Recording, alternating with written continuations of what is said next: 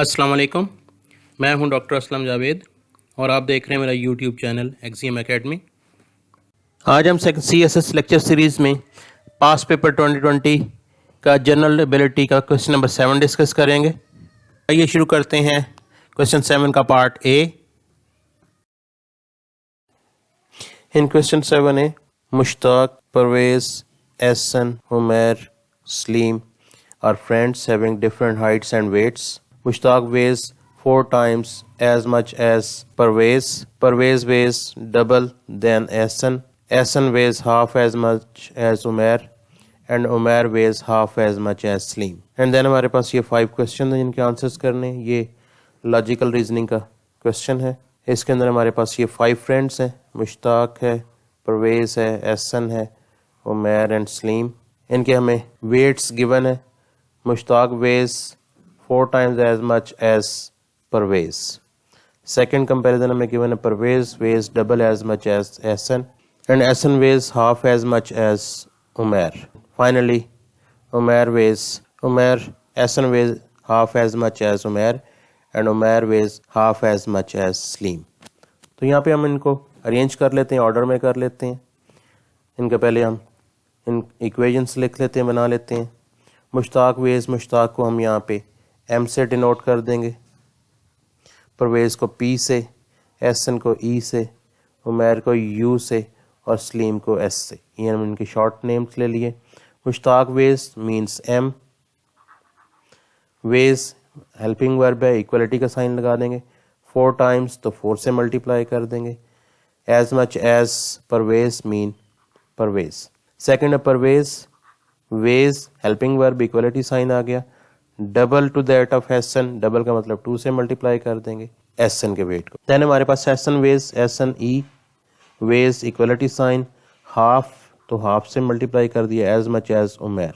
And lastly Umair was half as much as Saleem, तो यहाँ पे हाफ एस आ जाएगा। तो ये हमारे पास 4 रिलेशंस हमें गिवन थे, हमने वो 4 रिलेशंस बना लिए। अब हमारे पास यहाँ पे देखें फर्स्ट रिलेशन में p के साथ 4 मल्टीप्लाई हो रहा है, तो हम सेकंड इक्वेशन में हमारे पास p यूज़ हो रहा है, तो यहाँ पे भी हम इनको दोनों के इक्वल बनाने के लिए हमने इसको 4 से मल्टीप्लाई कर देते हैं सेकंड इक्वेशन को। तो हमारे पास यहाँ पे ये आ जाएगा 4p is equals to 8e। ये सेकंड रिलेशन हमारे पास अपडेट होकर बन गया। अब यहाँ पे देखें हमारे पास एहसन e सेकंड रिलेशन में आ रहा है और थर्ड में आ रहा है, और यहाँ पे e का कोफिशिएंट 8 है, तो यहाँ पे थर्ड इक्वेशन में e का कोफिशिएंट 8 बनाने के लिए हम इसको थर्ड इक्वेशन को 8 से मल्टीप्लाई कर देते हैं।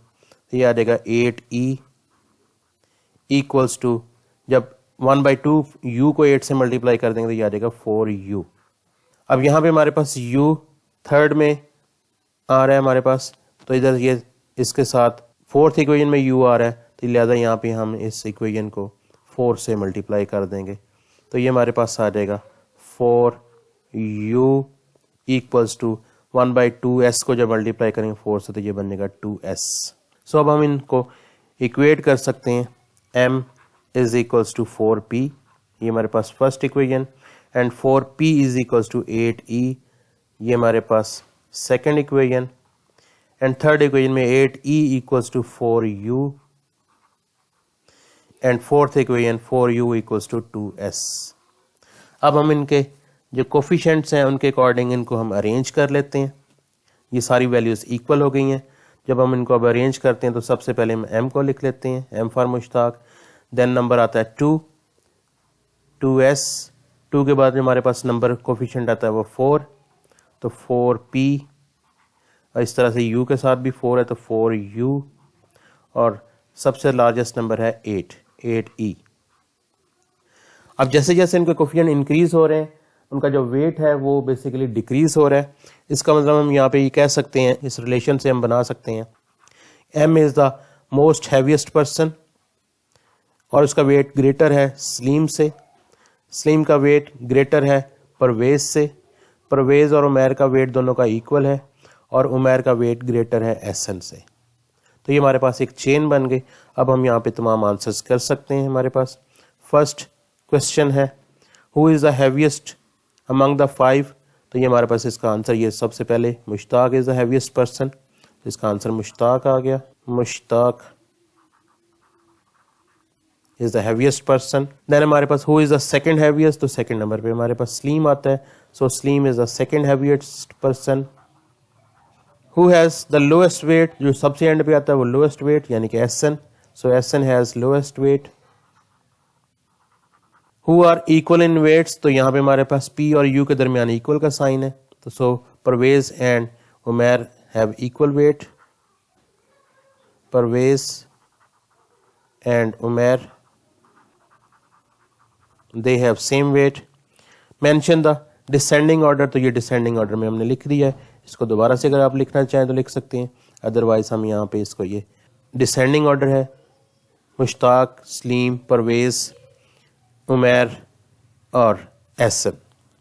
तो ये हमारे 5 क्वेश्चन हो गए। ये था question 7A। In question 7B, a farmer needs to build a boundary wall around the farm.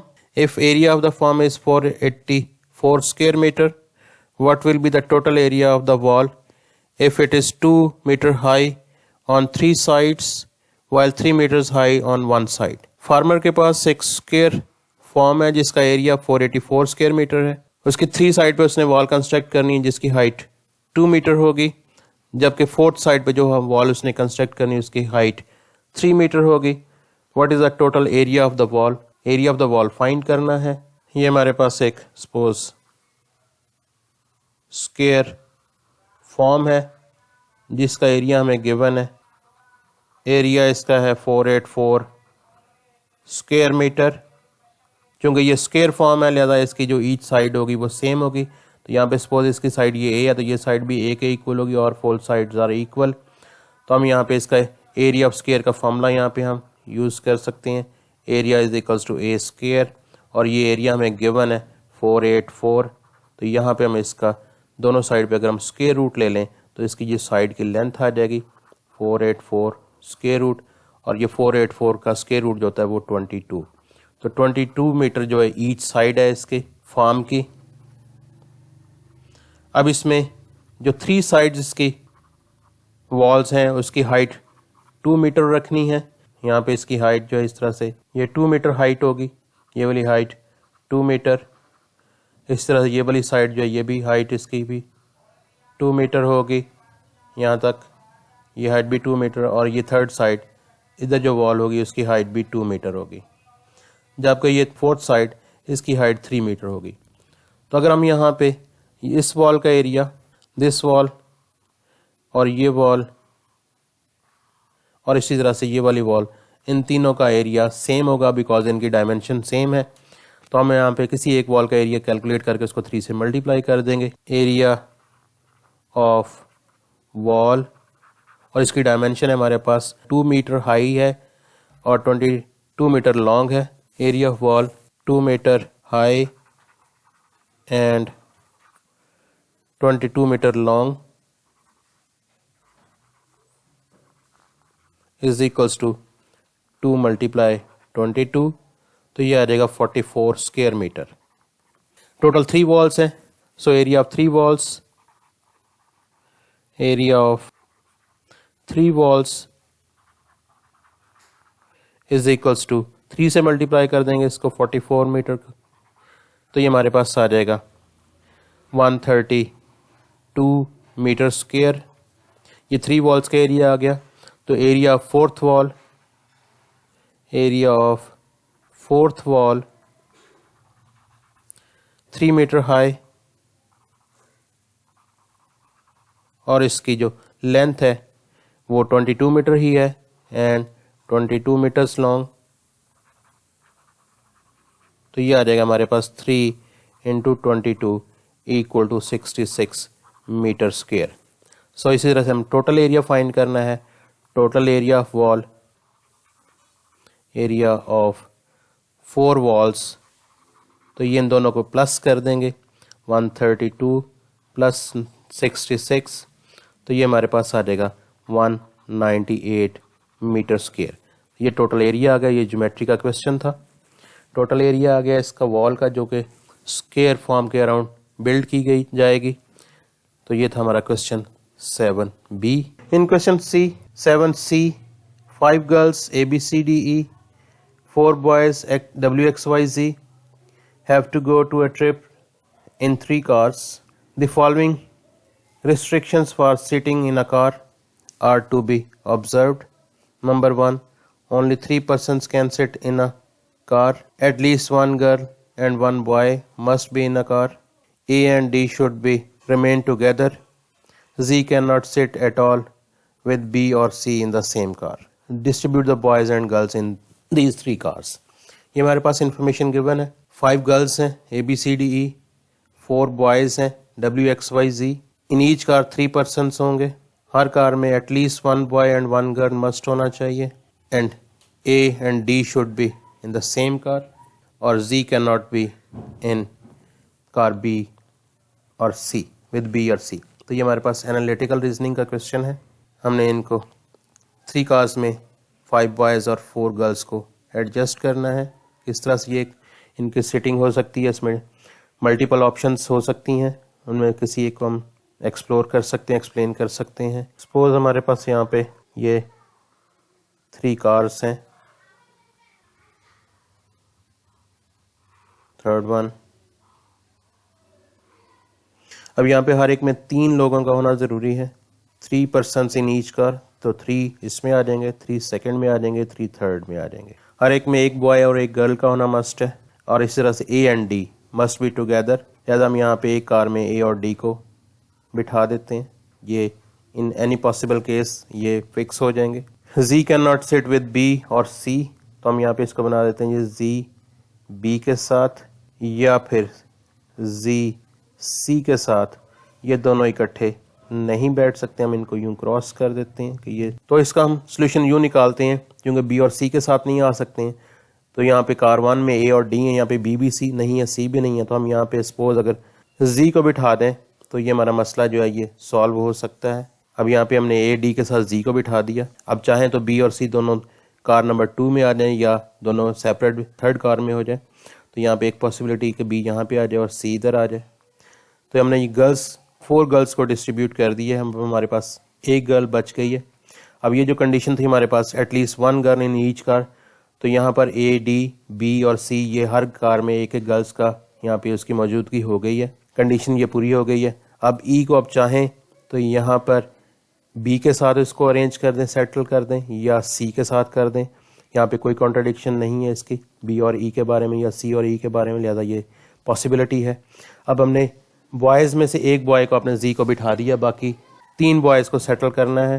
तो हम यहाँ पे एक W को यहाँ पे अगर हम सेटल कर दें B और E के साथ, तो ये एक और C के साथ हम यहाँ पे X और Y को एडजस्ट कर दें, तो हमारे पास ये एक अरेंजमेंट हो गया जिसमें हम ऑल 5 गर्ल्स और 4 बॉयज़ को 3 कार्स में एडजस्ट कर सकते हैं.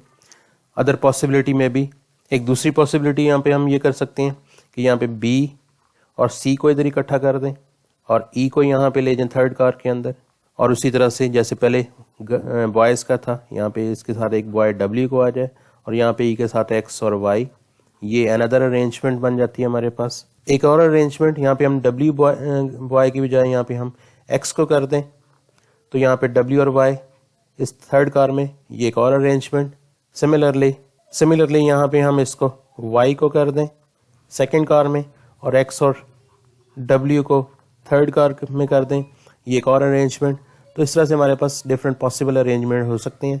यहाँ पे और कोई इसके अलावा रिस्ट्रिक्शन नहीं है, लिहाजा इनमें से किसी एक को भी एक्सप्लेन कर दें तो ये हमारा क्वेश्चन जो है वो सॉल्व हो जाता है. तो ये था हमारा 7C क्वेश्चन. ये था हमारा आज का लेक्चर. उम्मीद है पसंद आया होगा. मिलते हैं इस पेपर के बाकी क्वेश्चन के साथ. तब तक के लिए अपना ख्याल रखिएगा, दुआ में याद रखिएगा. अस्सलाम वालेकुम एंड अल्लाह हाफ़िज़.